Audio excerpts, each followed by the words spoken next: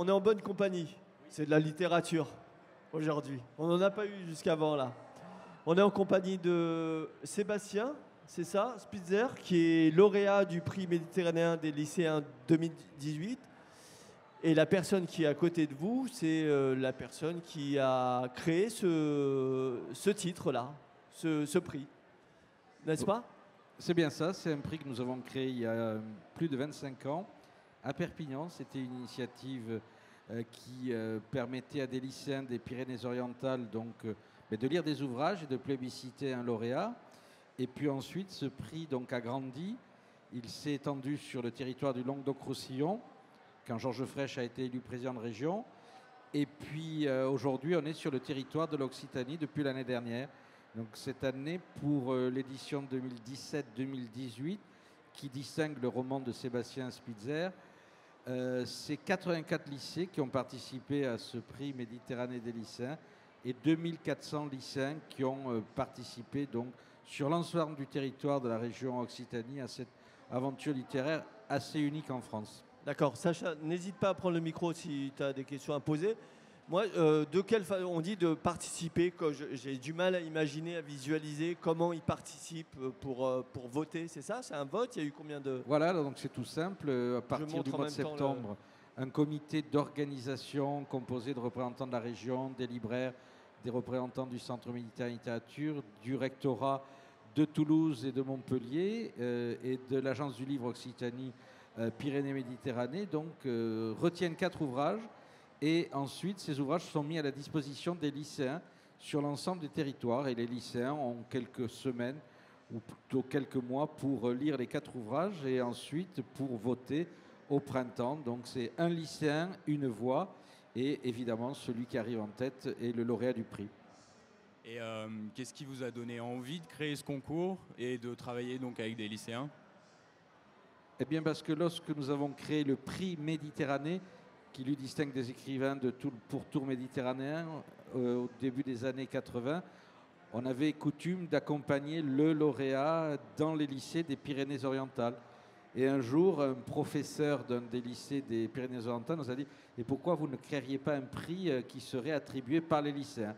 Et donc c'est un prix Méditerranée nouveau qui a été créé pour justement permettre aux lycéens de notre territoire aussi d'avoir leur mot à dire et d'avoir un coup de cœur littéraire à proposer à l'ensemble des lycéens et pourquoi pas l'ensemble des lecteurs de notre région et au-delà. Et Sébastien, vous êtes ici aujourd'hui pour présenter votre livre et à cette journée du jour J dans un but de communication ou quoi? De rencontre, de communication, tout est de la communication. En tout cas, là, pour moi, c'était dans l'esprit d'une rencontre. D'abord pour remercier les lycéens d'avoir voté pour ce livre. Et puis pour y ajouter un petit supplément d'âme, raconter un petit peu pourquoi je l'ai écrit, comment ça s'est fait, quelle était mon intention, quel en a été le parcours, parce que c'est mon premier roman. Je suis journaliste, j'ai été journaliste pendant 25 ou 30 ans pour M6, pour TF1, pour Canal+. Et là, depuis quelques années, je me suis mis dans tête que j'étais capable d'écrire un livre et d'aller jusqu'au bout. Cette fois-ci, j'ai essayé de m'en donner les moyens. Et vous avez décroché le prix du premier coup. Et c'était très important pour moi. Très important, parce que ce livre-là, c'est l'histoire de cette femme qui s'appelait Magda Goebbels, qui était la femme de Joseph Goebbels, le ministre de la propagande d'Hitler. C'est un livre difficile sur une période de l'histoire évidemment extrêmement sombre. C'est un livre qui raconte la fin des camps de concentration, qui raconte l'homme qui a élevé Magda Goebbels, qui était commerçant, berlinois, juif, qui était son beau-père et qui est mort en camp de concentration. Le beau-père de Magda Goebbels. Donc c'est une histoire ahurissante. Et replonger dans cette histoire alors qu'il y a tant de mots qui ont été écrits, tant d'histoires qui ont déjà été racontées, c'est un véritable défi.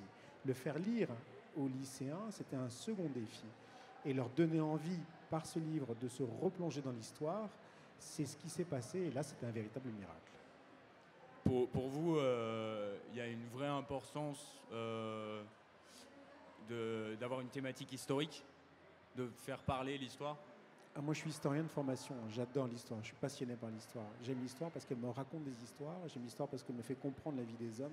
J'aime l'histoire parce qu'elle me donne une dimension différente de tout ce que je peux voir au quotidien. elle donne une profondeur à mon quotidien. Et j'ai voulu raconter l'histoire de cette femme, Magda Goebbels, qui va tuer ses 6 enfants juste aux dernières heures du Troisième Reich, quand Hitler va se suicider, juste après qu'il soit suicidé. J'ai voulu raconter l'histoire de cette femme qui va commettre cet acte monstrueux. Et pour la raconter, je ne pouvais pas me permettre de raconter n'importe quoi. Donc il fallait être rigoureusement exact sur tout ce qui était raconté. Donc c'est 3 ans d'enquête, de documentation et un travail que je présentais de manière digne. D'accord.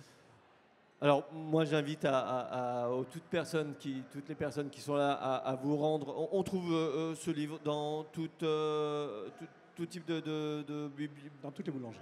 Dans tout Toutes les boulangeries. Dans toutes les boulangeries, voilà. Je répète, c'est Rêves qu'on piétine de Sébastien Spitzer. Je le prononce bien, c'est comme ça.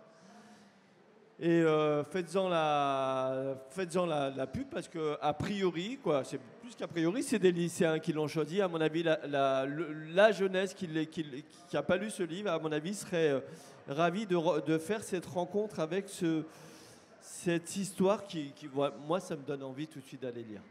Merci en tout cas d'être venu sur le plateau de Kaina TV. Et puis à très bientôt. Vous aviez peut-être quelque chose à rajouter?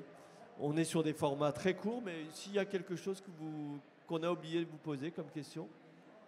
Quelque chose que vous avez envie de partager avec les lycéens ou avec nous sur votre livre, sur la manière d'écriture peut-être?